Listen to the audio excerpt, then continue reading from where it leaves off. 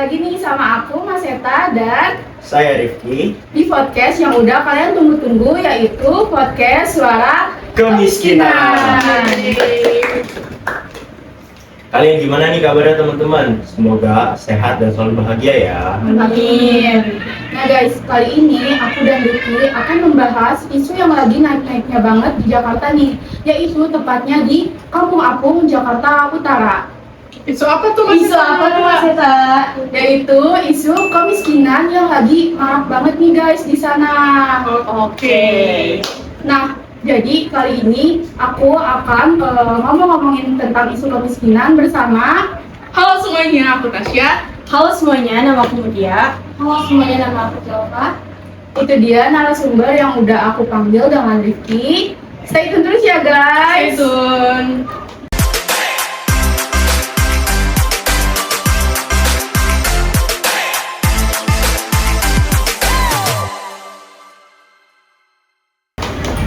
Oke, sebelum kita masuk ke inti pembahasannya, aku mau nanya dulu ke kalian nih. Kalian pernah nggak sih menemukan ataupun melihat atau bahkan mendengar berita-berita tentang kemiskinan yang terjadi di Indonesia nih, terutama di tempat daerah kalian tinggal deh, yang paling dekat aja contohnya. Menurut kalian gimana tuh tanggapannya? Oke, langsung aja kita ke inti pembahasan yang bakal kita bahas. Oke. Kita bakal langsung nanya ke tiga narasumber yang udah ada sama kita. Langsung aja saya. Oke, jadi untuk yang pertanyaan pertama nih, aku mau nanya. Jadi apa aja sih yang udah terjadi di Kampung Apung Jakarta Utara itu sendiri? Kayak gimana pekerjaannya masyarakat di sana, aktivitas mereka di sana, terus hal-hal apa aja tuh yang mereka lakuin sampai isu ini tuh bisa terangkat gitu di media sosial. Mutia jelasin. Oke, izin jelasin ya. Jadi kalau dari yang kami teliti itu tuh udah terlihat gitu loh secara langsung di kampung Apungnya sendiri. Jadi di mana rumah-rumah di sana itu terbuat dari bambu-bambu tipis, kayu-kayu tipis. Berarti kan dia nggak kokoh ya. Terus dia itu berdirinya itu tuh juga di atas permukaan laut. Nah, terus juga yang bikin kita bingung nih bertiga, kenapa masyarakat sana tuh masih lebih memilih tinggal di sana, padahal masih banyak daerah lain yang sekiranya tuh lebih pantas buat ditinggalin rumahnya, buat di tempat tinggalin rumahnya. Nah, terus juga kalau buat aktivitas atau mata pencaharian di sana itu lebih ke nelayan. Tapi kalau nelayan kan kerjanya itu kalau misalnya cuacanya lagi bagus, tapi kalau cuacanya lagi nggak bagus itu dia nggak kerja dong. Nah, terus dengan keadaan ekonomi yang sulit di Kampung Apung itu, mereka ini tuh sering dapat bantuan sosial dari sebelum pandemi. Tapi yang bikin anehnya, kenapa setelah pandemi berakhir, masyarakat di sana tuh jadi nggak dapat bantuan sosial lagi. Padahal masyarakat di sana tuh benar-benar butuhin bantuan sosial itu buat kegiatan atau aktivitas mereka. Terus juga masyarakat Apung ini tuh kayak kecewa gitu loh sama pemerintah, kenapa bisa nggak dapat bantuan sosial lagi. Nah, mereka itu terakhir dapat bantuan sosial itu sekitar tahun 2019 dan dapat uang dan dapat bantuan sosial itu berupa uang sebesar 300.000 Gitu ya. Terus kalau buat itu sendiri dan masyarakat di Kampung Apung sana udah coba buat lapor ke dinas itu sendiri atau belum? Nah, dari yang kita bertiga cari tahu, kita tuh udah sempet nanya sama salah satu warga. Katanya tuh ada salah satu warga yang udah coba bilang ke apa tuh namanya, dinas bantuan sosial ya. Tapi kata dinas bantuan sosial disuruh coba bilang ke Pemprov DKI Jakarta. Sedangkan Pemprov DKI Jakarta ini tuh jauh dari tempat tinggal mereka. Pastinya tuh bakalan butuhin ongkos yang lebih besar gitu loh buat kesana. Jadinya ya udah, mereka nggak tindak lanjutin lagi. Memang sih Mut, kasus kemiskinan yang terjadi di Indonesia, apalagi yang lagi kita bahas nih di Kampung Apung, itu udah benar-benar jadi masalah yang fatal dan paling menonjol gitu di Indonesia.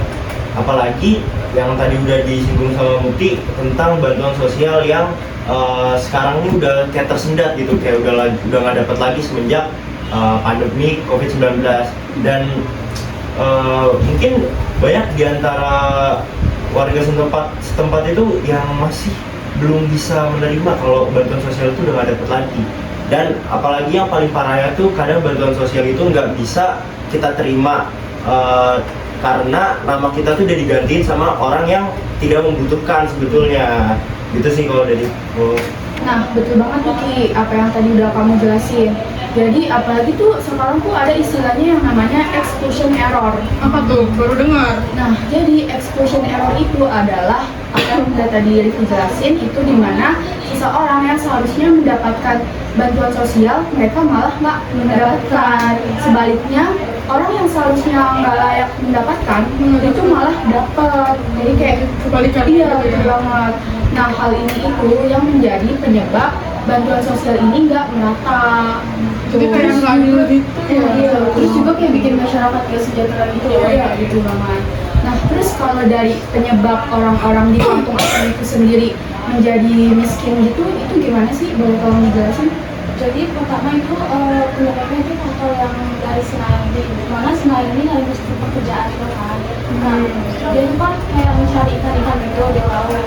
Dia mencari pekerjaan itu untuk mencari uang, menjual ikan-ikan juga kan. Mencari nafkah gitu ya. Iya.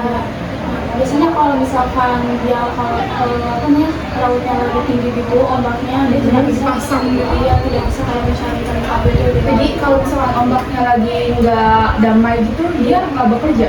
Iya, tapi biasanya dia juga kayak misalkan tidak mencari ikan itu dia mencari sampah-sampah di tepi laut gitu. buat dijual. Tapi nggak pantainya gitu loh, dia nyari sampah. Dijual untuk apa? Mendapatkan uang. Buat kehidupan sehari-harinya. Kehidupan sehari-harinya juga kayak biasanya dia nggak paling kayak dapetnya 20.000 atau 30.000 gitu. Itu kalau mulung atau kalau mancing? Apanya? Yang pendapatan Kalau belum sampai 30 atau 30.000. Ini mulu kalau apa namanya mendapatkan kayak sampah-sampah dia jual. Jadi Kan dapatnya 20.000 atau 30.000 nih. Sedangkan misalnya ibaratnya mereka satu keluarga isinya 4 orang. Kan kalau dilogikain 20.000 atau 30.000 itu nggak bakalan cukup ya buat satu keluarga. Jadi sekarang di Jakarta semua mahal kan? Pastinya apa ya, pengeluaran tuh bakalan lebih besar daripada pemasukan. Terus juga ya Ki, kadang-kadang dia juga pernah nggak kerja selama 1 bulan. Jadi dia tuh benar-benar pure nganggur gitu loh sama 1 bulan. Karena misalnya tadi Cuaca lagi bagus, Lagi nggak bagus. lagi nggak bagus, lagi nggak bagus. Terus juga mungkin kayak emang lingkungannya tuh lagi bersih. Jadi dia tuh nggak ada sampah-sampah yang buat diangkut gitu loh sama dia. Ada mungkin tapi sedikit ya. Bisa dibilang iya, betul. berarti poin utamanya itu pekerjaan dari masyarakat warga kampung ini cuma mengandalkan dari nelayan, Kalau enggak memulung sampah untuk dikiloin dan dihasilkan uang kembali, tapi tetap aja itu nggak bisa mencukupi kebutuhan mereka. Kayak gitu ya teman-teman. Wah, dari penyebab-penyebab yang udah dijelasin Jalfa tadi tuh kayak kita ngeliatnya kayak miris gitu kan, karena mereka tuh nggak punya pekerjaan utama lain gitu ya, pekerjaan tetap, jadi kayak cuma ngandelin dari nelayan sama hasil dari sampah yang mereka kiloin ya gitu. Nah, kira-kira tuh dari penyebab-penyebab yang udah dijelasin Zalfa tadi tuh apa sih dampak yang mereka rasakan gitu? Boleh dijelasin? Sebenarnya kalau dampak sih banyak banget ya, pastinya dari faktor kemiskinan sama yang di luar faktor kemiskinan. Nah, ini aku sebutin beberapa aja ya. Kalau misalkan yang di luar kemiskinan itu yang lain kayak tadi sampah kan, Mutia kan di awal jelasin ya kalau misalkan di pantai Apung itu dia banyak sampah lingkungannya, sehingga menyebabkan ya lingkungan itu tuh jadi nggak bersih dan memudahkan warga di situ tuh untuk terkena penyakit gitu. Itu di luar kemiskinan ya. Terus sama juga rumah-rumahnya itu kan dia berdiri di atas laut ya, di pinggiran ya, di pinggiran pantainya, dan rumahnya itu kan terbuat dari kayu sama bambu tipis kan. Dan itu kalau misalkan dia lama terkena air laut yang gimana ya? Bisa keropos. Iya, bisa keropos kayak gitu. Karena air laut kan beda ya sama biasanya nggak sih? Soalnya setahu saya tuh kalau air laut itu karena dia asin kan jadi kayak bisa bikin dia bisa gitu. Selalu belum keropos. Terus kalau misalkan di faktor kemiskinannya dampaknya itu anak-anak yang tinggal di sana itu jadi sulit mendapatkan akses pendidikan karena ya gimana mau belajar, orang dia buat menghidupi buat makan aja tuh susah. Makannya aja Ya susah. apalagi buat beli buku lah, buat beli inilah, itu menurut mereka tuh susah gitu. Terus juga nih ya, dengan adanya bantuan sosial yang kemarin mereka dapatkan, itu tuh sebenarnya apa ya, buat tabungan mereka, buat bangun rumah. tapi karena tiba-tiba bantuan sosial itu di stop, jadi itu dia udah nggak bisa nabung lagi buat bangun rumah yang tadi dibilangin sama Tasya. Kalau misalnya rumah itu lama-lama tuh bakalan rapuh atau enggak keropos karena kan terkena air mulu di situ. Tuh. Itu sih dampak. Terus juga dia susah cari makan gitu, kan di rumah sama bulan nggak kerja. Terus apa nih? Lanjut saya. Terus kalau kayak buat warga sekitar yang di sana tuh kayak udah menyadari mereka ada solusinya gitu tapi nggak bisa keluar, atau mereka punya solusi tapi kayak tertahan gitu, ada gak sih? Mutia dulu deh. Kalau dari kami bertiga ya, pendapat kami bertiga buat solusi mereka itu seharusnya kalau buat kedepannya nih ya, pemerintah tuh kalau misalnya mengedarkan bantuan sosial atau mau memberikan bantuan sosial, itu seharusnya kayak dipastiin ini orang ya merata, ini orang tuh benar-benar layak buat dapat bantuan sosial atau enggak, karena banyak masyarakat yang seharusnya mendapatkan bantuan sosial mereka malah enggak mendapatkan. Kayak tadi itu apa namanya? Exclusion error. Nah, betul. Exclusion error. Nah, kayak gitu. Jadi kayak sebenarnya pemerintah harus memastikan lagi. Jadi tuh biar bantuan sosial itu tersebar secara merata. Lebih kolektif. Iya, Dan betul. benar-benar ke orang yang tepat membutuhkan banget.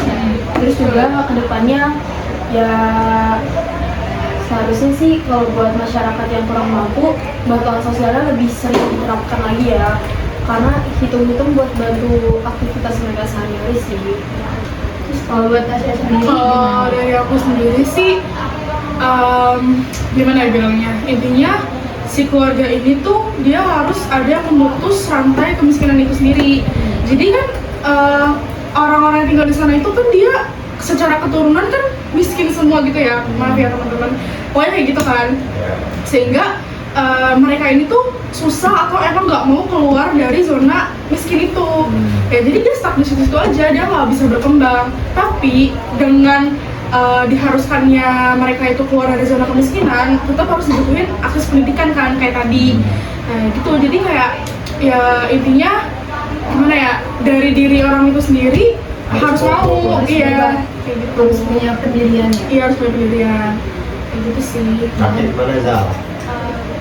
Ya saya Sama kayak gitu Setuju ya sama Tasya dan Lydia. Udah Mungkin diwakilin kayak- sama kita. Mungkin kita tambahan aja Mbak sih, kayak seharusnya ini daerah-daerah yang emang infrastrukturnya belum bagus itu harus diadakannya pembangunan infrastruktur yang merata oleh pemerintah. Karena kan banyak daerah yang infrastrukturnya itu belum sempurna. Jadi sebenarnya pemerintah harus lebih apa lagi ya? Lebih perhatikan, iya betul, lebih peduli lah istilahnya. Betul. Nah, kalau udah dilihat dari kayak penyebab, dampak maupun solusi yang tadi udah disebutin sama Tasya, Muti ataupun Zalfa, itu menurut aku benar-benar complicated banget, benar-benar kompleks banget penyebabnya. Terus juga buat keluarga di sana pastinya ada yang mau keluar tapi nggak bisa, ada yang belum ngerti juga sama keadaan mereka sendiri. Ruwet lah ya Iya, intinya, tapi Terus juga kalau dilihat dari solusinya, aku yakin pasti bisa kalau benar-benar diterapin sama warga di sekitar sana dan juga pemerintah yang aware sama hal ini, itu pasti bisa banget menciptakan perubahan yang betul-betul bagus gitu. Dan kalau dilihat-lihat ya, kemiskinan yang paling ekstrim itu emang adanya di Jakarta, Maki, betul gak? iya. Benar banget tuh saya. Salah satu alasan dari Jakarta pokoknya bagian Jakarta kemiskinannya itu paling tinggi karena Jakarta ini sebagai pusat perekonomian dan pusat pemerintahan, walaupun sekarang itu ibu kota Indonesia itu udah dipindah ke Kalimantan, tapi pemerintahan atau pusat-pusatnya itu masih ada di Jakarta. Dan juga kemiskinan itu sifatnya itu nggak statis, jadi dia itu dinamis, selalu bergerak. Setiap tahunnya itu pasti ada kenaikan, keturunan, dan kalau aku bisa simpulin tuh dari yang udah dijelasin dari penyebab, dampak, dan solusi-solusinya tuh yang pertama tuh pasti dari masyarakat itu sendiri, masyarakat atau SDM dari warga Apung itu harus mau berubah, harus mau lebih maju gitu kan.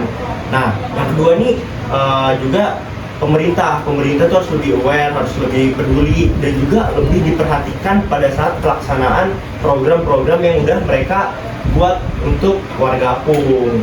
Selain infrastrukturnya itu kayak pendidikan, kesehatan, terus kayak taman bermain buat anak-anak itu juga perlu banget buat mereka tuh lebih belajar banyak hal supaya mau berubah dan nggak mengandalkan kerjaan itu aja dan meneruskan generasi-generasi yang mentok bisa dibilang ya teman-teman. Begitu sih kalau dari aku.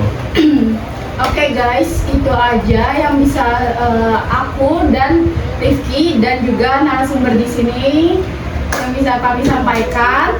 Jangan lupa like, comment, dan share kalau kalian suka video ini. Ditunggu video-video selanjutnya Dari podcast Suara Kemiskinan. Tapi tunggu dulu. Kenapa Aku tuh? punya quotes. Apa tuh? apa tuh Mas Eta? Hidup itu singkat, Berarti jangan hidup. gak gitu dong. Paham? Hidup itu singkat, jangan lupa bahagia. Dadah. Ya walaupun sebenarnya nggak lucu sih. Iya, garing nih. Makasih semuanya. Makasih guys. Dadah.